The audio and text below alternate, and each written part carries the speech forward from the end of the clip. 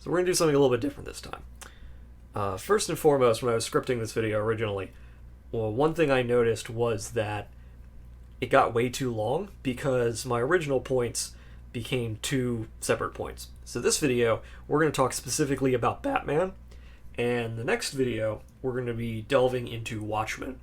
But first, we need to talk about Batman and why, honestly, Batman is kind of ruining comics, or at least DC Comics, and how that started like 30 years ago. So before we begin and go really deep into this, there's a couple things we need to establish. First and foremost, Batman, yes, had darker roots, and we're not going to be objecting to a darker Batman, because you can do a darker Batman, and I'll get into that later. Second, he's obviously one of the most iconic superheroes, probably in the top 5, along with Superman, Wonder Woman, Spider-Man, Captain America, not necessarily in that order. People know who he is. He's iconic in the actual sense of the word. So it's not really wrong for him to have taken such a place within the DC universe as a whole. And it's really not that surprising that he's able to hold his own with other powerful beings. It's not that surprising that Batman as a character has become such a prominent, I want to say, not overwhelming force, but a being that is capable of being on the same tier as other A-list heroes. But having said all that, Batman as a character has lost his core, at least in my opinion, and he's sort of become a parody of himself over the last 30 years or so. And there's a lot of reasons for this, from how power creep is a thing in comics to Flandersization, but to write down the exact problem, to really strike at the core, I realized I was kind of striking around the original problem, because my original formulation was that two problems had befallen Batman as a character. Memes had basically altered his core idea of who Batman was, and the toxic influences of Dark Knight Returns had kind of changed the core of the character. But upon trying to expand upon these issues, I realized that the real core issue is that Batman as a character doesn't really have a core anymore. To explain this, my belief is that to write any character, you need to grasp two things about them. You need to grasp their core and their voice. The core of the character is the character boiled down to their primary traits, their biggest goal and their greatest fear. And this allows you to separate them from any secondary or tertiary traits, the things that will confuse you and kind of change who the character really is. So from this, you can create a voice, and the voice allows a character to speak distinctly from other characters. It's the thing that separates them from being just background characters. It's the thing that makes you say, okay, this is this character, and this is their voice. And so, since his creation, Batman's core has been very consistent. He's a child who lost his parents at a very young age, and because of this, he desired to do good by wearing a batsuit and fighting crime. It's really the most simple backstory you can get. And that's kind of the point, is that it's such a simple backstory of child is wronged, child wants to do good, child becomes superhero when he's older. And again, this is a very simple core. I think one of the big parts that needs to also be emphasized is he wants to be a symbol. More than anything else, the idea of being a superhero is that they are a symbol for something. In the case of Batman, it's a symbol of hope, or at least that's the idea. And yeah, the character was darker and wanted to strike fear into the hearts of criminals, but the idea is that he is also a symbol for people who are not criminals. And we're going to go back to that later, but I want to just keep that in mind for the moment. The other thing you need to keep in mind when you're talking about Batman as a character is that ideally, in his mind, he would create a world where he's not needed. And his greatest fear is that he would become what he hated most, a violent psychopath. As a character, he's decidedly human. He doesn't really have any powers. He can't rely on any magic or god to protect him. But beyond that, the core of the character is that he sees things in a human light. He knows what it's like to suffer, he knows what it's like to lose people, and he knows what it's like to go through real trauma and real pain. But what's important to remember is that he's not defined by his pain. He's defined by his desire to do good because of the pain. And those are two different things. This is why The Dark Knight Returns, which is written by Frank Miller, in my opinion, marks the beginning of Batman's decline, but also a major decline in comic books in general. Because Batman is such an iconic character, because he's such a big character, and is read by so many people, or at least known by so many people, things that happen to him influence the greater world around comics. And so this is kind of why, when I was sitting down to talk about this, The Dark Knight Returns keeps coming up, because it's a book that lots and lots of people say needs to be written, and there are lots of people who say that Miller saved Batman from becoming irrelevant due to the way times changed, and they made him into a darker, grittier anti-hero. I believe this is exactly wrong. It's not to say that I think the character was doing great before the book was written, but I do believe that saying Batman presented in The Dark Knight Returns is a true reflection of the character is wrong. To say this, you have to elevate his secondary traits above his primary traits, and it changes what he's meant to be and who he is. So Batman as a figure no longer is a character who inspires hope. He's a figure that's designed to inspire fear, not just in criminals, but in everyone. It's not somebody who's meant to save people, he's meant to punish people. And this is vastly different than the original core of the character. Now, it's not entirely Miller's fault, but it's mostly Miller's fault. In fact, I was going to get into the Killing Joke, and then I realized that when I was going to talk about Alan Moore and Watchmen, that kind of came up. So we'll talk about that next time. So for this time, we're going to focus more on The Dark Knight Returns, because The Dark Knight Returns is more informed about Miller's view of the world in the 1980s and kind of his world in general, because Frank Miller's work is always really dark and really gritty. A lot of things in Frank Miller's work are stripped of joy or hope or nuance. He sees the world really not really black and white, because there's no real good, or in this case white, in his mind. It's mostly just black or gray. So good, if it exists, is really just naive at best, and allowing evil to exist at worst. And so that's a direct theme in most of Miller's works, whether it's The Dark Knight Returns, or 300, or Sin City, or All-Star Batman and Robin, or Holy Terror. In Frank Miller's mind, the world is an ugly, violent place, and the only way to deal with that is to be ugly and violent yourself. Justice, if it exists, is only really vengeance in another form. There's no real good guys. There's only just bad guys who happen to be on your side.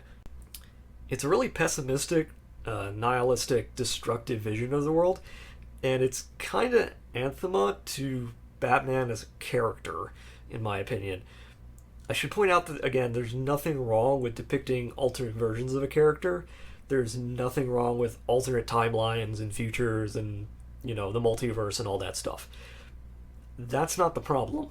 The problem with The Dark Knight Returns is that it basically says this is who Batman is, who he's always been, and more than that, this idea of the character has been internalized by creators and writers and fans to represent Batman as he is. To put it another way, The Dark Knight Returns changed the core of the character of Batman. His humanity is stripped away and de-emphasized. Not so much in Returns, but in the sequels to it. However, it's kind of wrong to blame everything on The Dark Knight Returns. awful as it is, it's really just a seed. Now, it's a seed that's going to be watered and nurtured and allowed to grow in the future, but The Dark Knight Returns is still just a seed. And really, this Batman's going to be the one that's going to be used as a template in future stories, both for Batman and as many other heroes. But the Batman that's going to be used is a paranoid, bitter, resentful, distrustful, uncaring individual. It's a Batman that doesn't really view anyone as a friend. It views them as future threats to him and to everyone else. It's a Batman who actively violates the privacy of the people he's supposedly calling family in order to manipulate them for his own ends. And it's from these ideas that the Batman is a fascist idea comes from. It's the kind of Batman that builds Brother Eye so he can spy on every hero, despite the fact that doing so will inevitably cause, someone to hack into it and reveal everything. Something that the Batman as he's written doesn't even consider, because he's a paranoid lunatic who believes at the same time that he's also infallible, so that no one can ever beat him. But those last ideas are more the writers projecting ideas onto the character than they are the character itself, and we'll get into that in a minute. And yeah, I know that Infinite Crisis is a huge mess, character-wise and with everything else in the story, and I'm not going to go into it, but let's just say that Batman isn't the only one who has the seed planted and altered the character to make them unrecognizable. Indeed, every real major hero has kind of had a similar, journey over the last 30 years. But the difference with Batman is that a lot of other characters have writers who are determined to, quote-unquote, fix them, or at least return them back to the way they feel they should be, and that usually keeps major permutations from taking root. But before we get into that, what we need to get into is the fact that one of the core reasons that the darker Batman idea kind of was cemented in the popular consciousness was because of A, the Batman movie, and B, the Batman animated series. You need to note that neither of these are bad. In fact, I enjoy both of them, and they work because what they do is they take the hyper-aggressive, hyper-violent, and paranoid Batman of The Dark Knight Returns, and they sand him down and get rid of all the really sharp edges and kind of make it work as a human character. Don't get me wrong, he's still a darker character who's a brooding type rather than one that openly shows his humanity. Indeed, the classic line from the animated series, "I am vengeance, I am the night, I am Batman," shows just how much the character has changed as an individual. And yet, again, what I'm arguing is not that a darker Batman is innately bad.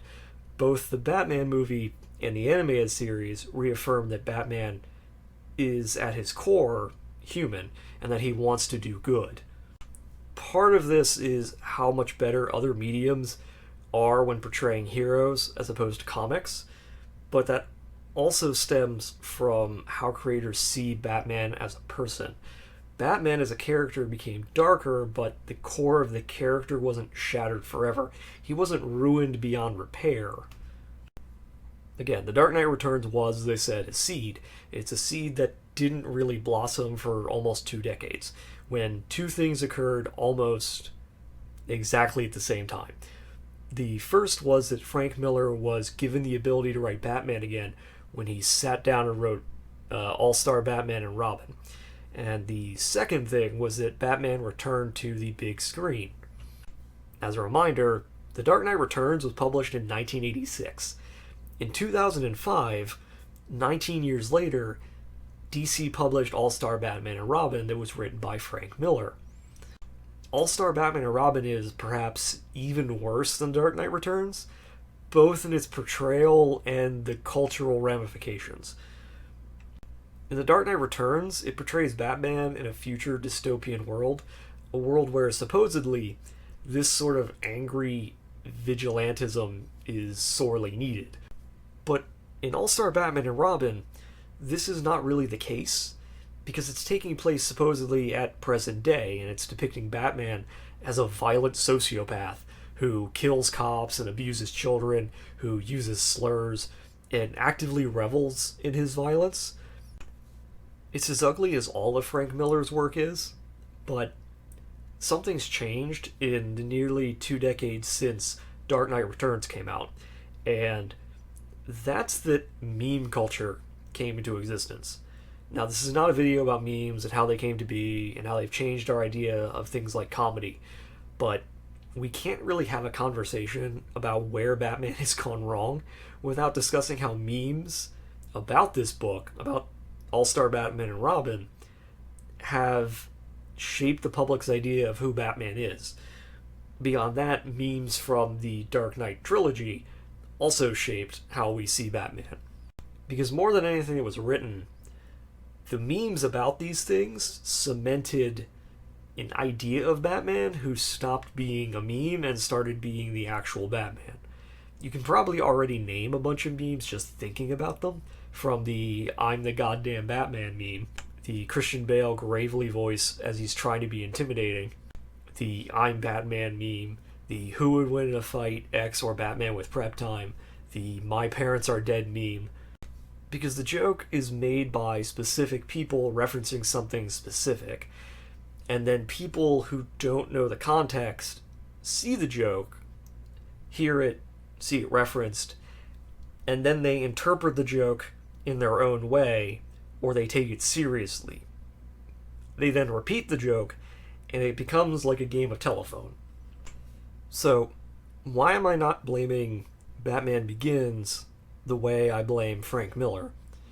Because while the Batman portrayed in the trilogy is Miller-esque, he's really only in a cosmetic sense. Yeah, he's violent and talks in a gravely voice, but you know what he also does? He speaks about people's capacity for good, he talks about how people are innately good, and at the end of the day, hope is worth having. Yeah, he's violent and talks in a gravely voice, but you know what he also does? He speaks about people's capacity for good, he talks about how people are innately good, and at the end of the day, hope is worth having. The entire scene at the end of The Dark Knight, where the Joker puts bombs on 2 fairies, is indicative of what Batman is and what he believes. Yeah, there's evil in the world, and there's violence and darkness, but ultimately, people are good, and they are worth believing in. In my eyes, this makes it less offensive than All-Star Batman and Robin, which makes Batman into a Punisher-like figure, but the Batman in the collective consciousness has been so altered by memes that he's essentially indistinguishable from Miller's idea of Batman. Again, All-Star Batman and Robin's first issue was released in 2005, and its last issue was released in 2008. The Batman trilogy ended in 2012 with The Dark Knight Rises. And at that time, popular consciousness of what and who Batman is made its way to comics in a big way, because in 2012 came the DC reboot. Now, this is not going to be a discussion about the DC reboot and why I dislike it and the story. That's a completely different video. And I'm not going to discuss the pros and cons of reboots and all that other nonsense. Again, that's a thing for a different video. The point that's relevant in this discussion is the character of Batman that we're presented with post-reboot. Because the reboot was meant to be a clean slate, to clear up continuity. Ignoring whether this was successful or not, or whether this was even a good idea, it meant that they could portray Batman any way they wanted, basically. What they went with was basically the same dark, gritty Batman. What they changed was that they made the rest of the world around the dark, gritty Batman darker and grittier too. The thing that I think of when I try to come up with the one image that defines this Batman is him punching Nightwing in the mouth to knock out his tooth in order to prove something to Nightwing. He doesn't tell him what he knows. He doesn't discuss it with him like an adult. He doesn't engage with him as a person who's fought beside him for years and has had to endure many of the same things that he did. He punches him in the mouth because this Batman's first and last resort is violence, because it's the quickest way to deal with a problem, because it's beneath him to engage with people as human beings. But the real problems aren't in Court of Owls. They don't really start until Death of the Family. As I've already said, the reboot didn't much change Batman a great deal, as it did make the world around Batman suit this darker, grittier character, and that meant that they needed to justify why Batman was so harsh towards everything by making his villains even darker and more depraved. Without going into too much detail, it accelerated a trend towards making all the villains in the DC universe essentially different flavors of psychopath and serial killers. Making everything even darker and more violent and more bloody. And honestly, it's not really fun to read or talk about at all, but it's important to remember all of this in order to get where we are right now. Because despite turning Joker into Leatherface, and essentially turning him into a godlike being who can do everything from hack Lex Luthor's technology to being in multiple places at once, Batman still has to win. And the problem with this is that when you mixed this with the already memeified Batman, what you're left with is a Batman that can really only be beaten by himself. And then we arrive at Dark Knight's Metal. Now, I'm going to skip over Rebirth, because it didn't really change much about Batman as a character. It mostly reintegrated a lot of other things into the Batman lore. But Metal is the ultimate blooming of this seed that was planted in 1986. It's the ultimate triumph of Batman as meme over Batman as character. Because the Batman that's presented in Metal is not just the pinnacle of the world, he's the pinnacle of nearly all worlds. No matter his form, he's always on top. Indeed, the villains of the story are just different versions of Batman who took the various powers of the Justice League. Because it wasn't enough for him to be as he was, a genius-level intellect with endless willpower who can defeat everyone because he's always got plans for everything. He needed powers on top of this. And indeed, during Dark Knight's Metal, the various Batmen defeat their counterparts in the League, just like they did in their worlds. And the worst of them all is the Batman who laughs. Now, the Batman who laughs is a terrible character. He's what happens when everything I described about Batman is taken as canon, and then given all of the terrible aspects of the Joker. He's not a compelling villain. He's never, ever allowed to be outsmarted. Everything is always going according to his plans. Everything is always part of a plan. And what's worse, they go out of their way to completely destroy the unique pathos of Batman himself, because no longer is he a man who wished to do good after suffering a tragedy. He's now the creation of a bat god named Barbatos, the Eater of Worlds. And Batman's true purpose is to serve the purposes of the bat god, for you see, it was Barbatos who Batman saw as a child that made him want to be Batman to begin with. It's all so stupid. It's so reductive. It takes what's a simple, easily understandable story of a man who wants to use his pain to do good, and it takes that and turns it into an overcomplicated, memeified cosmic battle between forces that were created at the same time as this event comic. The problem with the Dark Multiverse idea aside, because that's another video, more specifically, how DC used the Dark Multiverse to be lazy with their writing, is just not very interesting. I mean, does anyone at all think that this new revised backstory to Batman is somehow better than the backstory that's been canon since 1939? Without going into the fact that comic creators today feel that they all need to revise and change major aspects of characters so that their version is the definitive version of that character, because again, that's another video all on its own. Nothing that was added in Dark Knight's Metal is an improvement. And so now we're stuck at present day with a character that's the result of 3 decades of bad decisions and changes, each one compounding the other until the character that we're dealing with is no longer a character anyone really recognizes. The Seed was making Batman darker in tone without contemplating why he would become that way, or what would happen once he became darker. That seed was watered with the collective consciousness internalizing that Batman was darker and edgier, while sanding down the parts of him that were unwelcome or unbecoming. And it bloomed when memes, spawned by the absurdly bad takes of who Batman is, took off and became who Batman is. It's the ultimate triumph of image over substance, because Batman has no substance anymore. He's just a bitter, jaded, angry person who has no humanity left in him. He's a character who's not human. He's a character whose entire point is that he is human, that he relates to humans in a way that Superman and Wonder Woman specifically can't. He's gone from being the member of the League who is underestimated due to his lack of powers to the strongest member, by virtue of being capable of thinking of every possible outcome that might conceivably occur. And this is without mentioning the fact that after Metal, they're still giving him more powers and still having him fight other versions of himself, because there's literally no one left who can challenge him except for him.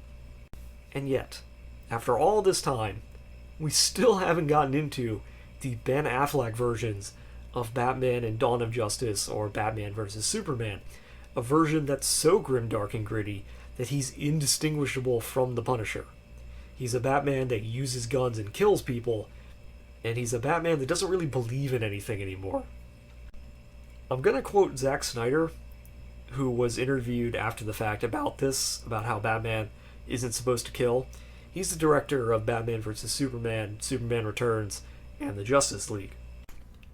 Someone says to me, Ben Affleck's Batman killed a guy. I'm like, fuck, really?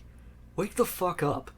I guess that's what I'm saying. Once you lost your virginity to this fucking movie, and then you come and say to me something about, like, my superhero wouldn't do that, I'm like, are you serious? I'm like down the fucking road on that. It's a cool point of view to be like, my heroes are innocent. That's cool, but you're living in a fucking dream world. That mentality, that idea of what a hero is, you can draw a line between it and Frank Miller's The Dark Knight Returns. And to be fair, Dark Knight Returns is not the only comic to be blamed for this. Comics like Watchmen also have a fair share of the blame, and that's a different video. But we're talking about Batman right now. And while Superman has had Kingdom Come and What's So Funny About Truth, Justice, and the American Way to ensure that his identity is preserved, Batman's had no such thing. It's allowed Batman, a character whose defining trait is that he's human, that he's a mortal man with mortal views, who doesn't kill people because he believes that the system, imperfect as it is, can still create good results.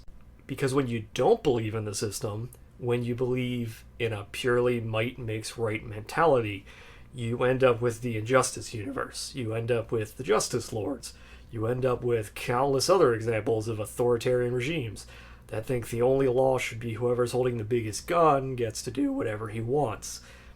That's not Batman. That character has no heart. That character has no soul. The character is nothing except an edgy paint job scrawled together by angry, bitter men who believe the world is an angry, bitter place with no good in it.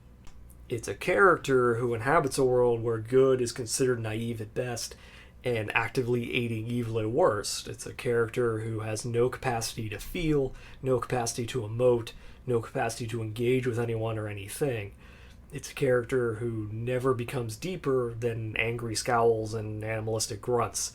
It's a character that does not generate hope in anyone who sees them. It's a character that's designed to inflict terror. It's a character who was designed to wield fear as a weapon. It's a character who exists as a power fantasy for people who wish they could wield that fear and that terror against people they don't like. And it's profoundly ironic that people like Snyder and Miller and those like them think that what they're doing is depicting a more mature character, when in reality it's nothing more than a demonstration of their own immaturity. Because serious, mature people are able to express more emotions than anger and more actions than violence. Mature, serious people are able to understand the difference between right and wrong. Characters that are deep and nuanced and complex are not just bitter, angry people who reflect the worldview of bitter, angry writers. Batman has become awful because a steady stream of writers have decided that he's not a good person. He's not a good person who is trying to prevent people from going through the same thing he did. He's not someone who wants to do good in the world. To these writers, Batman is a psychopath who acts out his trauma upon others. He's someone who actively harms others because he's just as bad as they are. He is, as the Joker might say, one bad day from becoming no different than the Joker is. Now that idea was covered in The Killing Joke, and we'll get to that when we talk about Alan Moore, but that's a different video. Now this version, this idea of Batman, is entirely alien to who Batman is. It's kind of like looking at a Picasso of Batman and thinking that that's how he's supposed to be. He's supposed to abuse his sidekicks. He's supposed to be paranoid and think about killing people who logically should be his friends. He should use guns and shoot bad guys instead of trying to incarcerate them. He should be a fascist because that's what he is. He should hurt people again and again and again, and if he needs to, until they get the message, and do what he wants because he's Batman and he's always right. But that's not who Batman is. Everything I just said is completely wrong. Batman is a human man with a human heart. He's a character who is not defined by his desire to lock people away and seek vengeance. He's a man who incarcerates people in Arkham because he genuinely wishes they would become well again. It's not perfect, no, but it's because he believes that deep down no one is beyond saving, that he decides to trust in the system and help people even if they do evil things. Because to believe that he should take the law into his own hands to decide that he is both judge, jury, and executioner would be to throw away everything that he is. It's to toss aside his humanity and become a monster, which would be no different than the ones he's fighting. And yeah, that might be a little naive, and it might contribute to evil people doing evil things. But superheroes are meant to be an ideal. They have powers that no one else does. They have abilities no one else can have. They're meant to inspire, and in universe, they're meant to protect people. In Greek mythology, the defining trait of a hero is someone who suffers. They are someone who endures and suffers so that we, as the audience, feel pathos. They're fallible and they're often flawed, and many of them seem like villains based on our modern ideals and ethics. If superheroes are today's Greek mythology, if Batman is a hero, then he suffers because he's meant to be an ideal for what a person could be. He is our modern-day Odysseus. He has no powers, he has no divine heritage, just himself and his wits and whatever he can manage through the management of his businesses, which through his own wits he's grown exponentially from the days of his own father. He's a man who will put the villains behind bars over and over again if he has to, because he's going to endure it. He's going to suffer so that other people don't have to.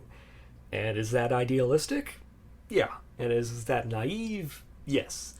But the point of a myth isn't to be realistic. A myth is meant to tell a story. It's meant to inspire you, or make you sad, or make you happy. It's meant to make you feel things. So yeah, you can have a Batman that's goofy, and a Batman that's serious, a Batman that can be sad and happy and detailed and complex. But at the end of the day, the Batman as he currently exists in comics, and is portrayed by guys like Zack Snyder and Frank Miller, will never inspire anyone. He's never going to make you feel things. You'll never really be able to relate to them on a deeper level, because the character doesn't have any depth to him.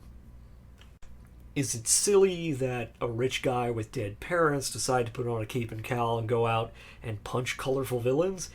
Yeah. But I'm guessing that Batman, the one that everyone calls childish and naive, inspired more people to love comics than Miller or Snyder's Batman ever did or ever will, because that Batman is actually a character. He has a heart. He's someone who you can relate to. He does the right thing, not because it's easy or because it's simple, but because it's the right thing to do. And that's the Batman that needs to return, because Batman as a character needs a heart.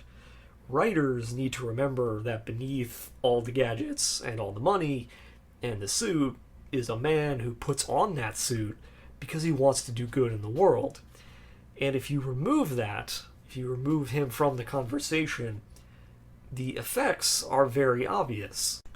It's not fair to say that Batman's change single-handedly ruined comics. That's not fair or accurate. But it's not wrong to say that Batman's darker turn is one of the reasons that comics heroes have become really so unlikable and so awful. It's impossible for a major change in a major character to happen without there being compounding effects. Perhaps because of his own popularity, because it was something different at the time, and really the same sort of countercultural ideas of the late 80s and early 90s. That staple, that kind of Batman as anti-hero, sort of created a genre, or more accurately, created a tone which has been replicated and kind of installed as the baseline for comics in general. Again, he's not the only reason, but he's a big reason. He's one half of the reason that I think comics today have so many problems. The other half being Alan Moore. And that's next time.